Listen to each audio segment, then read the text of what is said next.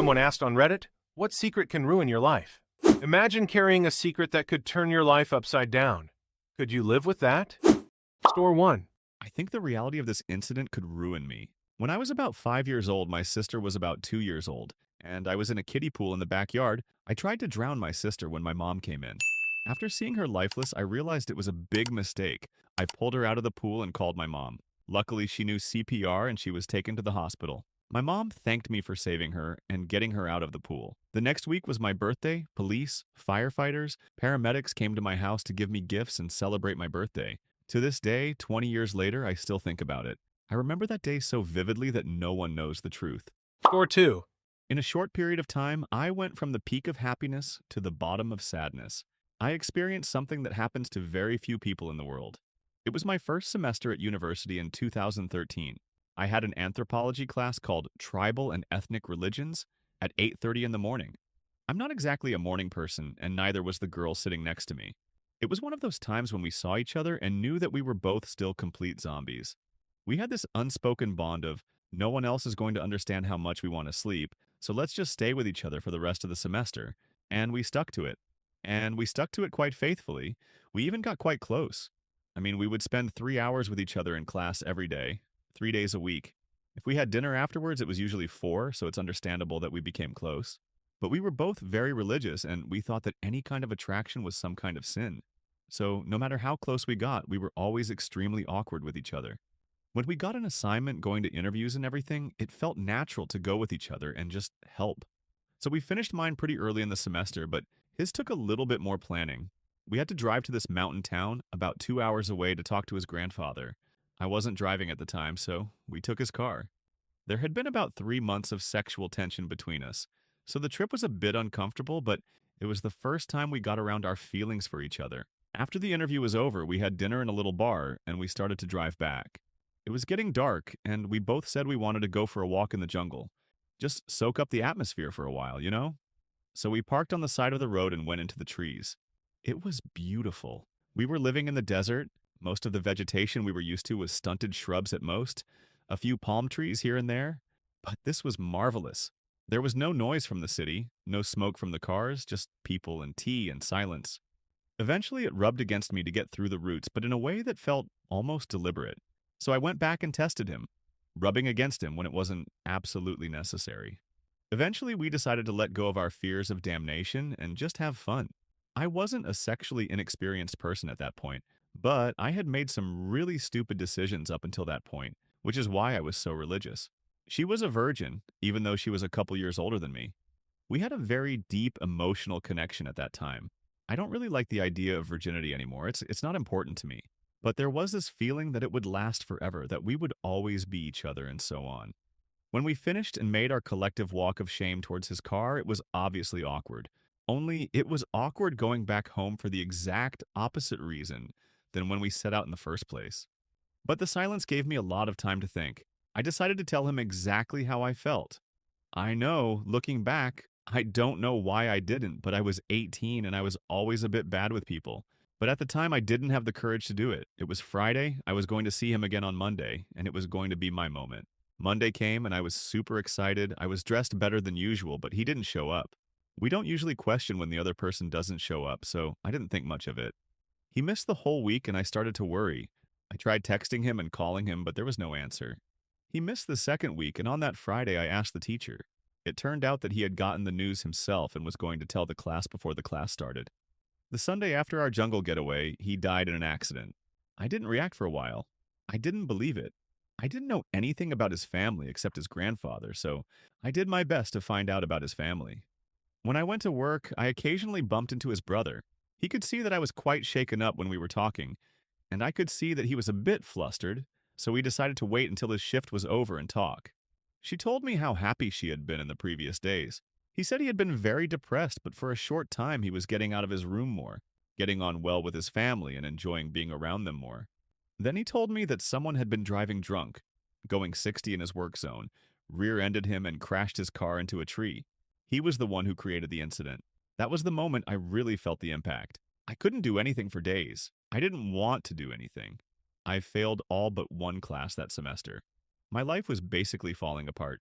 Throughout all of this, I never said anything to my family, friends, or anyone. They just knew I was in a very bad situation, but they didn't know why.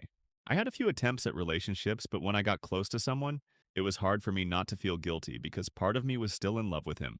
I lost faith in God and his plan because how could I justify her senseless death at the hands of another asshole in a cosmic plan? Did she die teaching that man the importance of responsibility? Since then, I've met someone else who has helped me move beyond my attachment to Marissa. I was very open about the baggage I brought, just as she was open about her own baggage. Now that I think about it, I met her when all this was going on. I think I've also become much more comfortable with my existential awareness. So I'm in a much healthier place overall. Story 3. I had a baby with the sperm of a man who advertised on Craigslist. If my very religious family found out that it was not an accident, I would be completely ostracized and disowned. I am an ugly woman. No, that's not the secret. But I am ugly because I have a congenital facial deformity. I've never had a long-term partner, and I've only had sex a few times in my life. My biological clock was ticking loudly, and I desperately wanted a child. There wouldn't be enough time to meet someone, and as a middle-aged, ugly woman, my chances were slim to none. I own my own home. I have a career. But I didn't want to lose all my savings to have it done through a clinic and sperm donation. It would be at least $15,000 per trial. There was almost no chance of adoption because no woman who wanted to adopt her baby would choose an ugly, middle-aged woman to adopt her baby, and it was also insanely expensive. I wanted to use the money from my savings to raise the child, so I turned to Craigslist and got it for free. My child is now a preschooler, and I have never been happier or more fulfilled. I pinch myself every day and feel so lucky to have my child in my life. Every day is a dream come true, and I savor every moment. I try to be the best mom I can be in every way. Parenting really makes you take a long, hard look at yourself and how you show up in the world. I parent from my heart. Story 4. My whole professional life is based on a lie, and that lie is about to collapse. When I was 22, I was in a very bad place. I was halfway through my undergraduate studies, but my substance abuse was escalating and I had some mental health issues. In the summer of that year, I was in a bad car accident. In addition to breaking bones in my body, my head was thrown out the window, and I had severe cuts on my face that required hundreds of stitches to close, leaving me looking very bad. As hard as it was to deal with, I also now know that I had a traumatic brain injury and that it left me very confused and overwhelmed with life in general. I wanted to keep up appearances, so I tried to go back to school after taking 3 months off to recover. Within the first week, I realized I couldn't cope. There were too many questions about what was happening, too much anxiety, and I had lost almost all of my coping skills. When I was overwhelmed, I felt sick and scared, and literally forgot where I was and what I was doing. It was scary and embarrassing, especially for someone like me who has always had high expectations placed on my shoulders by those around me. I had lost almost all my friends at that point, and in that state of mind, I thought that those who were left behind would leave me if they knew how much I was struggling. So I told everyone it was going great. I would leave the house and drive for 6 hours every day, sometimes stopping in a parking lot, sometimes driving all day, finding cheap used textbooks in university bookstores so I could take them home and study. I made up elaborate lies about my classes and professors so that I would have stories to tell when people asked how it was going. I kept telling myself that I was doing this until my brain worked again, and that I would really get back on track when I could really cope in the next quarter.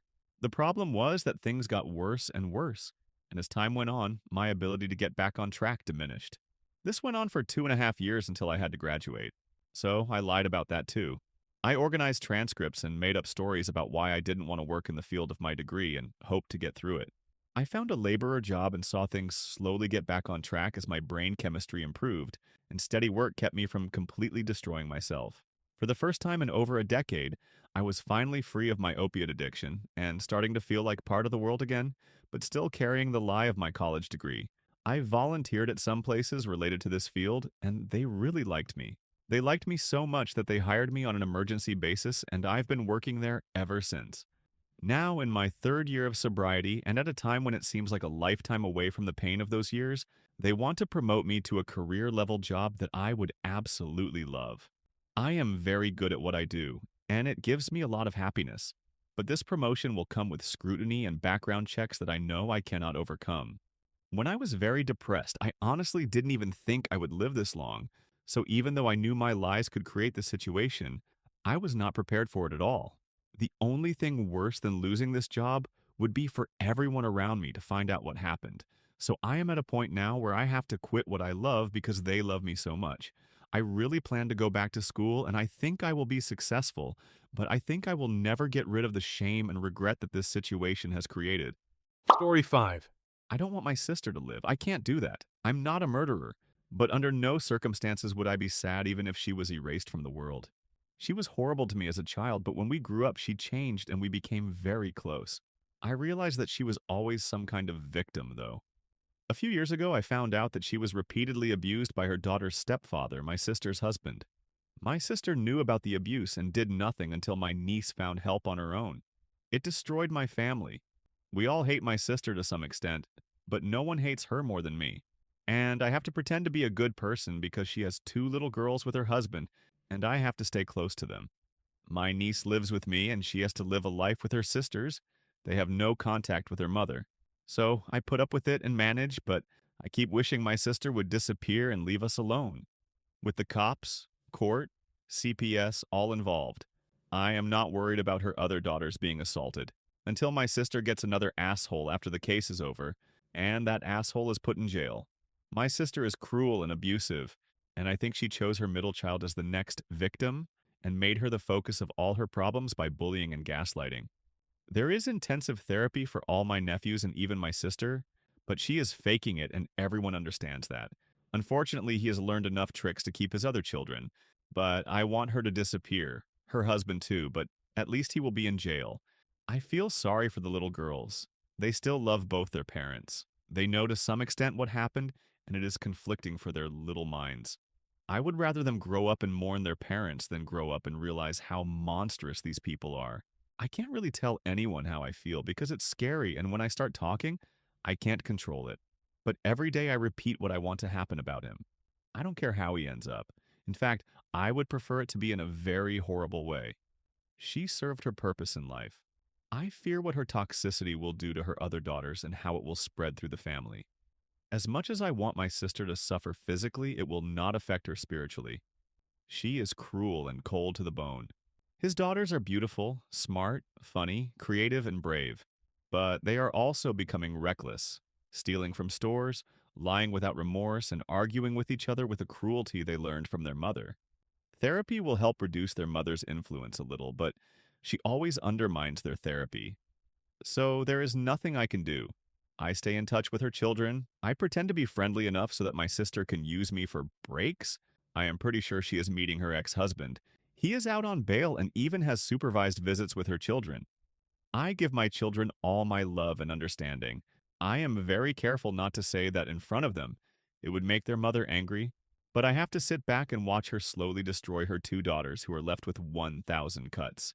It hurts so much. Her daughters' beds are in my house. I'm always ready for them to come and live with me. I just don't want their mother to live, and I'm powerless. Story 6. I was a bit bored, and I didn't know that the man I took into my life for a change would lead me down a dark path. I moved to California when I was 18, just out of high school.